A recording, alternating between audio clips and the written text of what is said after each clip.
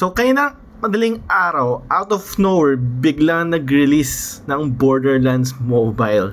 Meron akong good news and bad news. Good news nga is pwede mo na siyang malaro ngayon. I think it's still early access.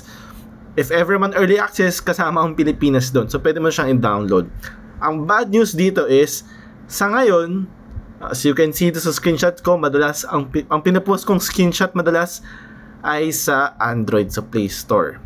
Unfortunately, sa ngayon, iOS only pa lang tong Borderlands Mobile. So paano ang gameplay nito? I think nakita ko yung few gameplay videos nito. It's a PvE. So para siyang, alam mo yun, para siyang The Division in a way na mostly PvE talaga yung game. So mag-level up ka, makakuha ka ng mga items or weapons na i-upgrade mo. So medyo similar sa Division. So I don't know man, kakalabas lang nung Rainbow Six last month. Last few weeks ago, Division. Ngayon naman, Borderlands. Lumabas din yung Ragnarok. May lalabas pang Neverness to Everness. Ang daming mobile games na lumalabas. Di mo alam kung saan ka mag-a-addict.